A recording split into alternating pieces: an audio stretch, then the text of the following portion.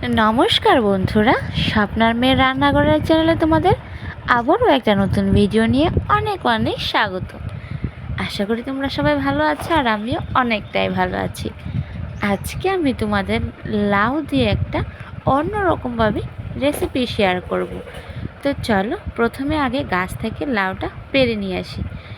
তো চৈত্র মাস গিয়ে চলে এলো বৈশাখ মাস, আর বৈশাখ মাসে কিন্তু এই লাউটা জানি না খেতে কীরকম লাগবে, তাই শাশুড়ি মা বলল যে একটু অন্যরকমভাবে লাউটা আজকে রান্না করার জন্য। তো যেহেতু আজকে অন্যরকমভাবে রান্না করব, তো তোমাদেরকে তো শেয়ার করতেই হয়। তো দেখো লাউটা কিন্তু এরকম কুচি কুচি করে কেটে নিয়েছি, আর তারপরে আমি নেমে পড়লাম পুকুরে। তো পুকুরে কেন নামছি, কারণ কালকে একটা মাছ ধরে জালের মধ্যে আটকে রেখেছিল, ওই মাছটাকে তোলার জন্য। তো লাউর তরকারিটা রান্না করার জন্য একটা কার্ফু মাছের মাথা ছিল ঘরে, যেটা তোমরা আমার আগের ভিডিওতে দেখেছিলে। আমি ওই মাছটা মাছের মাথাটা ফ্রিজে রেখে দিয়েছিলাম। তো তারপরে শুধু মাছের মাথাটা দিলে হবে না, তার জন্য এই মাছটাকে আমি পুকুর থেকে তুলে এনেছি। তারপরে আমি বসে পড়লাম মাছটাকে কাটার জন্য। তো মাছটাকে কিন্তু আমি চটপট করে কেটে নিয়েছি, আর পাপাই কিন্তু আমাকে ভিডিওটা করে দিচ্ছিল। তো যদি তোমাদের দেখতে একটু অসুবিধা হয় তাহলে প্লিজ মানিয়ে নিও, কারণ পাপাই অনেক ছোট, আর এই অল্প বয়সে আমাকে এতটুকু ভিডিও করে দিচ্ছে। আমি মনে করি আমার কাছে এটা অনেক বেশি আমার কাছে। তো মাছটা কেটে আমি ধুয়ে একটা বাটির মধ্যে নিয়ে লবণ হলুদ মেখে রেখে দিলাম। তারপরে চুলায় আগুনটা এখন আমি ধরিয়ে দিয়েছি। তারপরে চুলার মধ্যে কড়াইটা কিন্তু বসিয়ে দিলাম। তো আজকে কিন্তু আমি তোমাদের আগেই বলেছি যে অন্যরকমভাবে রান্না করব, তো তোমরা প্লিজ ভিডিওটা স্কিপ না করে দেখতে থাকো। তো প্রথমে আমি কড়াইয়ের মধ্যে কয়েকটা কাঁচামরিচ দিয়ে দিয়েছি, আর কাঁচামরিচটাকে ভালোভাবে হালকা করে ভেজে নিয়েছি। তো দেখো মরিচগুলো কিন্তু একটু একটু ভাজা হয়ে গেছে, আর আমি একটা প্লেটের মধ্যে নামিয়ে নিলাম। আজকে যে রান্নাটা করব সেটা পুরো আগের দিনের রান্না বান্না, যেটা আমি কোনোদিন রান্নাও করিনি, খাইও নি।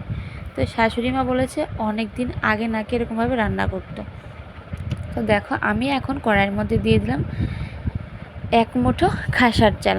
তো চালগুলোকে অল্প একটু তেল দিয়ে দিয়েছি কড়াইতে, যাতে কড়াইটা পুরো না লেগে যায়। তারপরে চালগুলোকে ভালো করে নেড়ে চেড়ে ভেজে নিয়েছি হলুদ দিয়ে। তারপরে চালগুলোকে একটা প্লেটের মধ্যে নামিয়ে নিয়েছি, আর কড়াইটা আবার চুলায় বসিয়ে দিয়েছি। তারপরে কড়াইয়ের মধ্যে দিয়ে দিলাম কুচানো লাউ। তো লাউটাকে দিয়ে দিলাম ভেজে রাখা খাসার চাল। তো তারপরে লাউ আর চালটাকে ভালো করে নেড়ে চেড়ে মিশিয়ে রেখে দিলাম ঢাকা। তো লাউটা সেদ্ধ হতে হতে আমি এদিকে আমার যুদ্ধটা সেরে নিই।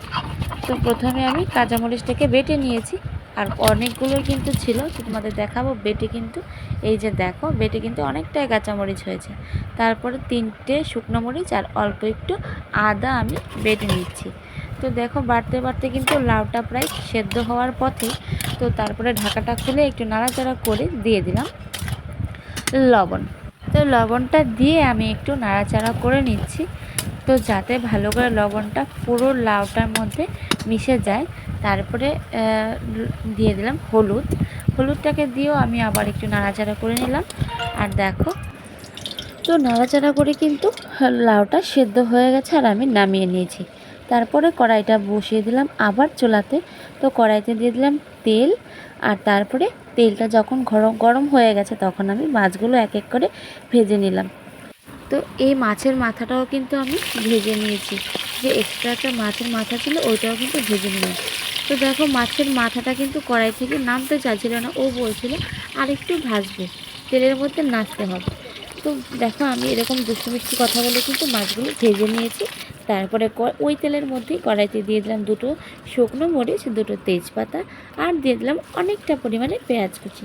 তারপরে কিন্তু অনেকটা টাইম নিয়ে পেঁয়াজটাকে ভেজে নিলাম, আর প্রথমে দিয়ে দিলাম আদা আর শুকনো মরিচের বাটা।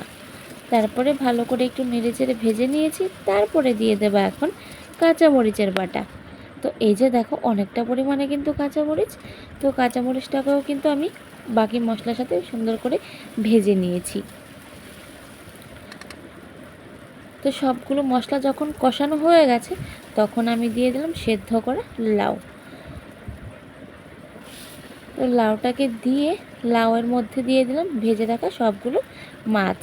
তো দেওয়া হয়ে গেছে তরকারিটার মধ্যে কিন্তু মোটামুটি সব কিছুই, আর শুধু একটা জিনিস বাকি আছে। তো ওই জিনিসটা আমি একটু পরে দেব। তার আগে একটু আমি নেড়েচেড়ে ভালো করে মাছের সাথে লাউটাকে মিশিয়ে নিয়েছি। তো দেখো নাড়াচাড়া করার পর কিন্তু লাউটা খুব সুন্দর করে শুকিয়ে গেছে, আর আমি সর্বশেষ ধনেপাতা কুচি দিয়ে কিন্তু লাউটাকে এখন নামিয়ে নেব। তো দেখো হয়ে গেছে আমার রান্না কমপ্লিট। এখন আমি একটা প্লেটের মধ্যে লাউটাকে নামিয়ে নিয়েছি। তো চলো এখন তোমাদের দেখিয়ে দিচ্ছি তরকারিটা দেখতে কীরকম লাগছে। তো এই রেসিপিটা তোমাদের কাছে আগে দেখেছো কি না জানি না, যদি দেখো তাহলে প্লিজ ইয়েস লিখে জানিও, আর যদি না দেখে থাকো তাহলে প্লিজ নো লিখবে। তো প্লিজ তোমাদের কমেন্টের আশায় আছি, কারণ এই রেসিপিটা আমি আমার লাইফে ফার্স্ট টাইম ট্রাই করলাম, আর খেলামও কিন্তু ফার্স্ট টাইম। তো এই পর্যন্ত এখানেই বিদায় নিচ্ছি, দেখা হবে নেক্সট ভিডিওতে নেক্সট কোনো রেসিপি নিয়ে। ওই পর্যন্ত তোমরা সবাই ভালো থাকো, সুস্থ থাকো, আর আমার ভিডিও দেখতে থাকো। Bye bye.